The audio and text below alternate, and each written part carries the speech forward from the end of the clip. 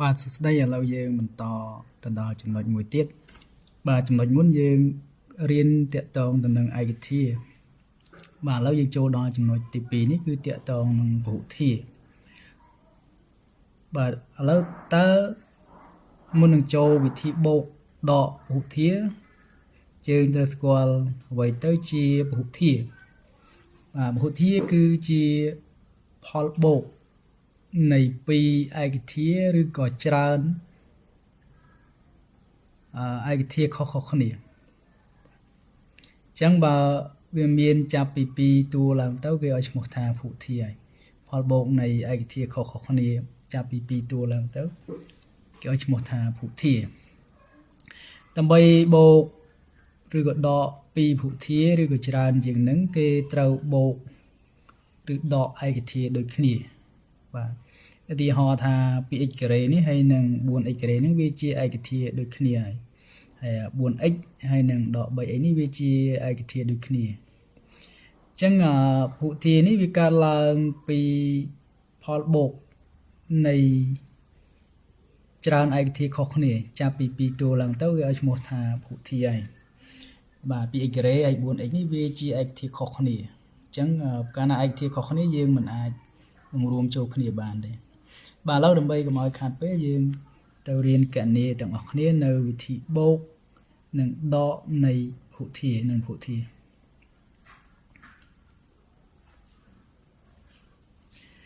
ឥឡូវយើងទៅមើលលំហាត់ចំណុចកយើងមានកន្សោមពហុធាតុ2គឺ m និង n បាទ m របស់យើងគឺស្មើនឹង3តួនេះហើយ n របស់យើងគឺស្មើនឹង3តួនេះបាទអញ្ចឹងដើម្បីគណនាវាបានយើង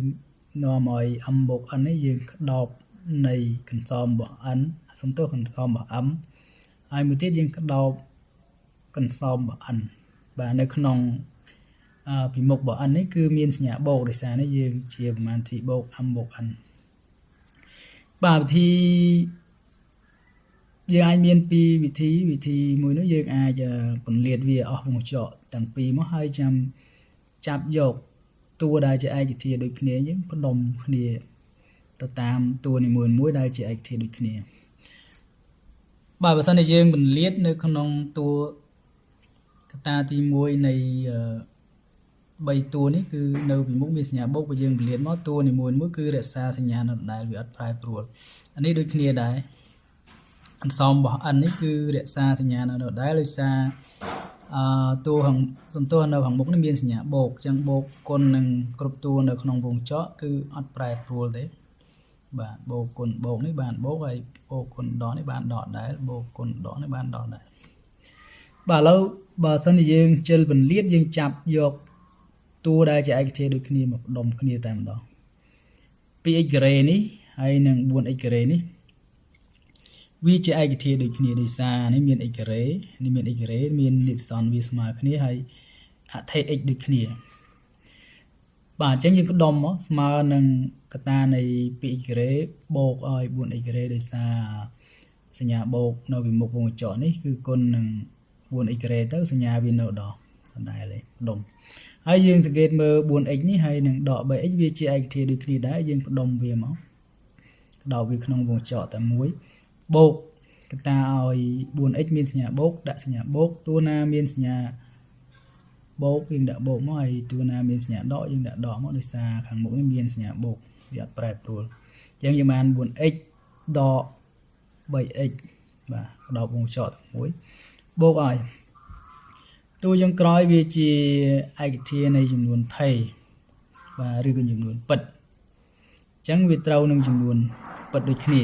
ព្រោះវាជាឯកធាតុដូចគ្នាយើងដោតពីនឹងតែក្នុងវងចកតែមួយមកបូកកតាឲ្យដក2ដក8បាទឥឡូវយើងមើលនៅក្នុងវងចកនីមួយៗនេះគឺយើងបានឯកធាតុដូចគ្នាហើយអញ្ចឹងចំណុចមុនដែលយើងរៀនឯកធាតុដូចគ្នានោះយើងបូកឬដកហ្នឹងយើងបូកដកតាមមេគុណទេហើយអថេហ្នឹងនៅដល់រក្សានៅដល់ដែរអញ្ចឹងលេខមេគុណកន្លែងតួទី1នេះ2ហើយលេខមេគុណកន្លែងតួទី2នេះគឺ4យើងយក2បូក4នេះគឺស្មើ6លទ្ធផល6គុណនឹង x ការ៉េយើងបាន 6x ការ៉េ បាទឥឡូវយើងមើលកតាទី2នៃតួទី2នេះយើងបាន4ដក3នៅសល់1 1គុណនឹង x យើងបាន x តែដោយសារខាងមុខមានសញ្ញាបូកខាងក្នុងនេះដក4ដក3មកយើងបាន1x ចឹងបូកគុណបូកយើងបានបូកបាទមានគុណ1យើងមិនដាក់ទេបាទម្ដងនេះយើងប្រមាណវិធីបូកដកនៃចំនួនគុណ relative បាទដើម្បីបូកដកចំនួនគុណ relative បើសិនជាមានសញ្ញាផ្ទុយគ្នាយើងគ្រាន់តែយកលេខទាំងពីរនោះដកគ្នាហើយឃើញប្រមាណទៅយកវាទៅគុណនឹងសញ្ញាឬក៏យកសញ្ញាតាមតួលេខដែលធំជាងបាទដោយសារនេះមានដក2និងដក8អញ្ចឹងវាមានសញ្ញាដូចគ្នាយើងគ្រាន់តែយកលេខទាំងពីរបូកបញ្ចូលគ្នាហើយយកសញ្ញាតាមលេខណាក៏បានដែរបាទយកសញ្ញាតាមលេខណាក៏បានអញ្ចឹង2បូក8ស្មើ10បាទ10អញ្ចឹងយើងយកសញ្ញាដូចគ្នាយើងយកដកយកមួយណាក៏បានអញ្ចឹងយើងបានដក10តែបើសិនជា2នេះទៅជាបូកតែបូក2ដក8អញ្ចឹងមានន័យថាតួទាំងពីរមានសញ្ញាផ្ទុយគ្នាយើងធ្វើប្រមាណវិធីដកលេខទាំងពីរមកប៉ុន្តែយកសញ្ញាតាមលេខដែលធំជាងអញ្ចឹងយក8ដក2នៅសល់6ប៉ុន្តែលទ្ធផលវាយើងយកសញ្ញាដកអញ្ចឹងបានដក6អាហ្នឹងវិធីបូកដកចំនួនគុណ relative បាទមកដល់នេះយើងបាន 6x ការ៉េបូក x ដក10ដោយសារតួនីមួយនេះវាជាឯកភាពខុសគ្នាអញ្ចឹងយើងមិនអាចបង្រួមវាបានទៀតទេលទ្ធផលរបស់វាគឺឃើញប៉ុណ្ណឹងបាទវាជាឯកភាពខុសគ្នាបាទឥឡូវយើងបន្តទៅដល់វិធីដកនៃវិធីទាំងពីរគឺកន្សំដដែលប៉ុន្តែនេះយក m ដក n វិញបាទ m ដក n នេះយើងក្តោបរបស់ m ហើយនឹងក្តោបរបស់ n ដែរប៉ុន្តែលេខ n នេះមានសញ្ញាដកដោយសារតែយើងយក m ដក n អញ្ចឹងដកនេះគឺជាសញ្ញាដែលយើងត្រូវគុណគ្រប់តួនៅក្នុងវងកញ្ចក់នេះកាលណាសញ្ញាដកនៅពីមុខវងកញ្ចក់អញ្ចឹងគ្រប់តួនៅក្នុងវងកញ្ចក់នេះគឺប្រែប្រួលសញ្ញាឬក៏ដូរសញ្ញាបើពីមុខរបស់វានេះបូកទៅជាដកបើដកទៅជាបូកបាទដកទៅជាបូកដោយសារយើងបូកដកគុណបូកបានដកគុណដកបានបូកហើយនឹងដកគុណដកនេះបានបូកដូចគ្នាបាទបើសិនជាយើងខ្ជិលពន្លាតវងកញ្ចក់យើងគ្រាន់តែផ្ដុំដោយវិធីមុនដែរយកតួដែលជាឯកធាតុដូចគ្នាមកអញ្ចឹងយើងបាន 2x ការ៉េនេះភាសាពីមុខនេះមានសញ្ញាដកអញ្ចឹងអានេះដូរសញ្ញាបាទកន្លែង 4x ការ៉េនេះបូកអញ្ចឹងដូរទៅជាដកបាទក្តោបវិញមកបូកឲ្យ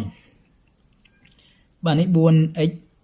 ត្រូវជាមួយនឹងដក 3x ដោយសារវាជាឯកធាតុដូចគ្នាកាលណាមានសញ្ញាដកពីមុខយើងដឹងថានៅពីមុខដក 3 នេះដូរសញ្ញាទៅជាបូកវិញអញ្ចឹងបានកតានៃ 4x បូក 3 បូកឲ្យកតានៃបាទចំនួនពិតហើយចំនួនពិតជាឯកធាតុដូចគ្នាយើងបានដក 2 នេះនៅដដែលដោយសារតែនេះមានសញ្ញាបូក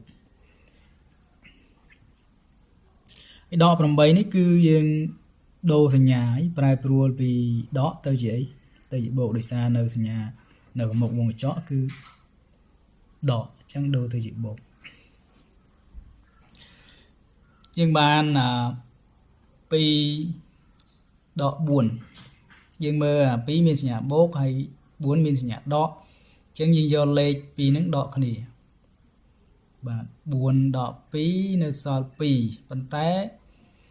នៅពីមុខ2ដែលយើងលទ្ធផលដែលយើងដកបាននេះយកសញ្ញាតាមលេខដែលធំជាងអញ្ចឹងដោយសារ2និង4នេះធំជាងយើងយកសញ្ញាដកអញ្ចឹងយើងបានដក 2x ការ៉េបាទឥឡូវយើងមើលតួទី2នៃកតាទី2នេះយើងបាន4បូក3វាស្មើ7គុណនឹង x យើងបាន 7x ដោយសារខាងក្នុងនេះបូកហើយខាងក្រៅនេះបូកអញ្ចឹងបូកគុណបូកយើងបានបូក 7x បាទឥឡូវយើងមើលតួទី3ដក2បូក8អញ្ចឹងយើងសង្កេតឃើញថានេះជាប្រមាណវិធី បុកដកចំនួនកូដ relative ដែលមានសញ្ញាផ្ទុយគ្នាយើងយកលេខទាំងពីរហ្នឹងដកគ្នាបាទយកធំដកតូចមក8ដក2នៅសល់6ហើយតែសារ8ធំជាង2យើងយកសញ្ញាបូកនៅមុខលេខ8បាទអញ្ចឹងបានបូក6បាទដោយសារ3តួនេះយើងមិនអាចបង្រួមបានទេដោយសារវាជាឯកភាពខុសគ្នាយ៉ាងលទ្ធផល m ដក n គឺស្មើប៉ុណ្ណឹងបាទដូចនេះ m បូក n របស់យើងគឺស្មើ6 x ក្រេបូក x ដក10និង m ដក n គឺស្មើនឹងដក 2x ក្រេបូក 7x បូក6បាទអញ្ចឹងគ្រូធ្វើការបកស្រាយនៅចំណុចលំហាត់កមួយទេហើយនៅសល់លំហាត់បាទ4ទៀតខាងលើនេះយើងអាចយកទៅរៀនដោះស្រាយដោយខ្លួនឯង